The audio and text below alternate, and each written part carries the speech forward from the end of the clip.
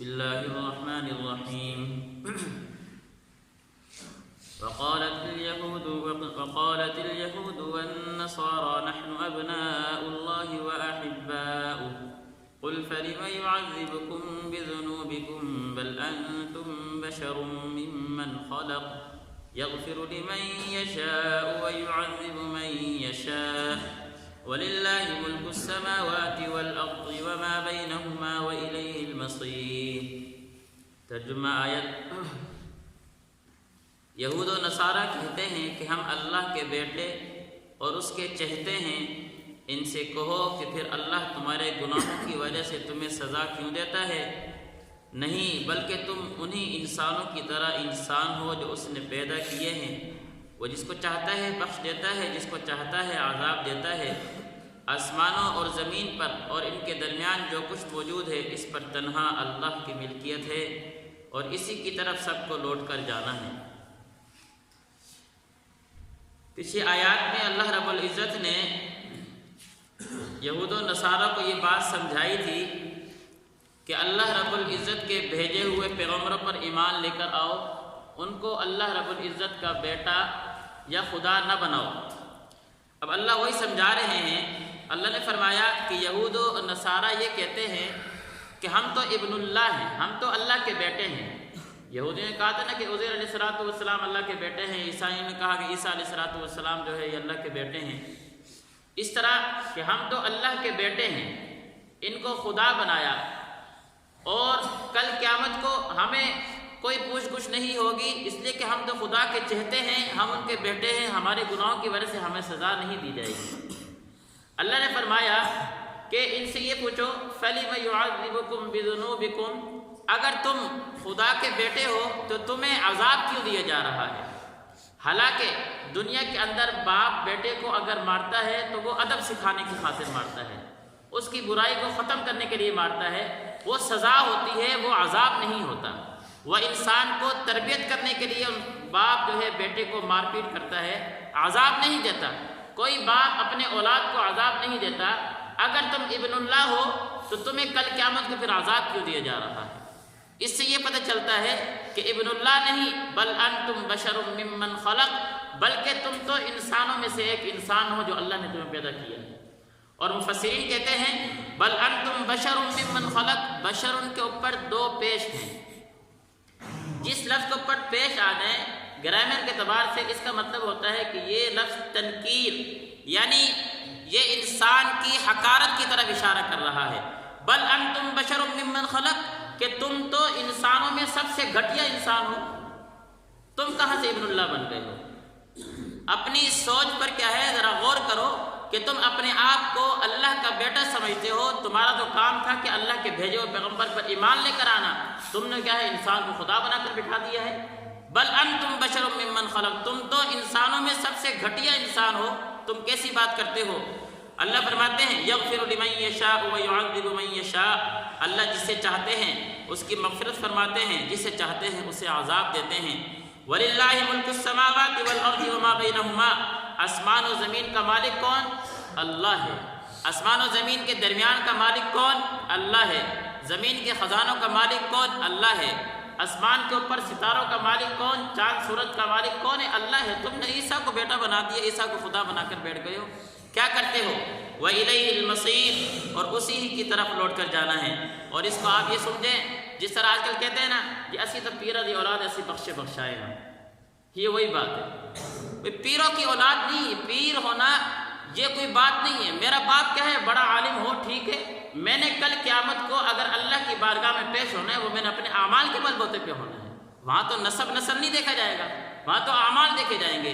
انسان کا قبر سے ہی جو حساب و کتاب شروع ہوتا ہے وہ تو اعمال پر ہوتا ہے. عمل کرے گا تو زندگی بنے گی، عمل نہیں کرے گا تو میں بھلا کیا نام ہے جتنا مرضی پیر کی اولاد ہوں، یہ تو کل قیامت کو نہیں دیکھا جائے گا. اللہ یہی سمجھا رہے ہیں کہ عیسیٰ علیہ السلام کو اللہ نے خدا بنا کر بھیجا نہیں بلکہ پیغمبر بنا کر بھیجا ہے. تم کس طرح کی باتیں کرتے ہو؟ وَإِلَيْهِ الْمَصِيرُ، اور سب کو اس اللہ کی طرف لوٹ کر جانا ہے. یا اہل الکتاب قد جاءکم رسولنا یبین لکم علی فترۃ من الرسل، اس آیت میں اللہ رب العزت نے دوبارہ اہل کتاب کو ایمان کی ترغیب دی. ترجمہ دیکھیں گے، اے اہل کتاب، تمہارے پاس ہمارے پیغمبر ایسے وقت دین کی وضاحت کرنے کے لیے آئے جب پیغمبروں کی آمد کا سلسلہ رک چکا تھا۔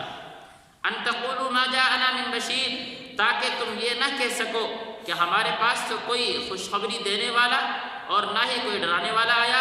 فقد جاءکم بشیر و نذیر، لو اب تمہارے پاس خوشخبری دینے والا اور ڈرانے والا آ گیا ہے۔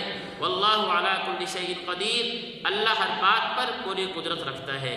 اس آیت میں اللہ نے دوبارہ اہل کتاب کو، شروع میں بھی اللہ نے اہل کتاب کو ایمان کی ترغیب دی، اب دوبارہ اہل کتاب کو کہہ رہے ہیں کہ بھئی وہ پیغمبر تمہارے پاس آ چکا ہے جس پیغمبر کی صفات کا ذکر تمہاری کتابوں میں موجود تھا۔ وہ تمہیں ڈرانے کے لیے بھی آیا، تمہیں خوشخبری دینے کے لیے بھی آیا۔ اچھے اعمال کرو گے تو تمہیں خوشخبری دے گا جنت کی، برے اعمال کرو گے تمہیں جہنم سے ڈرائے گا۔ اس لیے کل قیامت کو یہ نہ کہنا کہ تمہارے پاس کوئی بہانہ ہو کہ ہمارے پاس تو کوئی ڈرانے والا ہی نہیں آیا تھا۔ یہ اللہ نے کیوں بات فرمائی ہے؟ قرآن مجید کی آیت یا اہل الکتاب قد جاءکم رسولنا یبین لکم علی فترۃ من الرسل، کہ اللہ نے آپ علیہ السلام کو اس زمانے میں بھیجا جو زمانہ فترت کا تھا۔ فترت کا زمانہ کسے کہتے ہیں؟ فترت کہتے ہیں سستی کو۔ جو لفظ فترت کا معنی ہے وہ ہے سستی، اور تفسیری لحاظ سے اس کا معنی بنتا ہے انقطاع، یعنی کسی چیز کا ختم ہو جانا، کسی چیز کا رک جانا، درمیان میں تسلسل ختم ہو جانا۔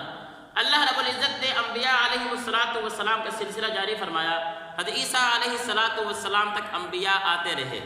روایت میں آتا ہے، عبداللہ بن عباس فرماتے ہیں کہ اللہ رب العزت نے جو بنی اسرائیل میں، صرف بنی اسرائیل سے جو انبیاء آئے ان کی تعداد 1000 ہے، جو ان سے ہٹ کر آئے ہیں ان کی تعداد اس سے بھی زیادہ ہے کہ اللہ نے مسلسل انبیاء بھیجے۔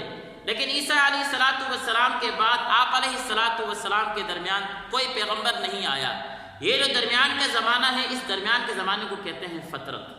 بعضوں نے کہا کہ یہ جو عرصہ تھا یہ 600 سال تھا، بعضوں نے کہا یہ 500 سال تھا، کہ عیسیٰ علیہ السلام سے لے کر آپ علیہ السلام کے درمیان کا جو عرصہ ہے یہ 500 سال یا 600 سال، اس عرصے میں کوئی پیغمبر نہیں آیا۔ اللہ رب العزت نے اتنے عرصے کے بعد دوبارہ پیغمبر بنا کر بھیجا ہے زمانہ فترت میں۔ یہ ہے فترت کا زمانہ۔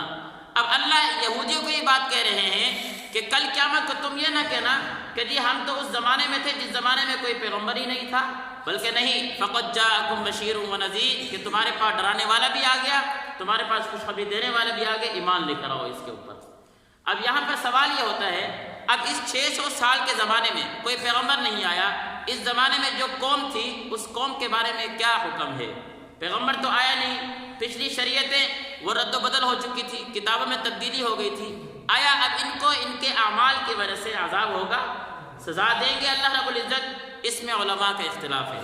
بعضوں نے کہا کہ اللہ رب العزت ان کو کچھ بھی نہیں کہیں گے، اس لیے کہ پیغمبر ہی نہیں آیا، ڈرانے والا کوئی نہیں آیا، سمجھانے والا کوئی نہیں آیا، شریعت نہیں تھی، جو پچھلی شریعت چلی آ رہی تھی وہ رد و بدل ہو گئی۔ لیکن بعض کہتے ہیں کہ نہیں، جو عیسیٰ علیہ السلام کی شریعت چلی آ رہی تھی وہ جیسی کیسی بھی تھی، ان کا کام تھا کہ اس پر عمل کریں، بس اتنی سی بات تھی کہ یہ شرک نہ کریں، یہ توحید کو اقرار کریں، اس لیے کہ توحید یہ ایسی چیز ہے ہر ذی عقل آدمی سمجھ سکتا ہے کہ اس نظام کائنات کو چلانے والی ایک ہی ذات ہو سکتی ہے۔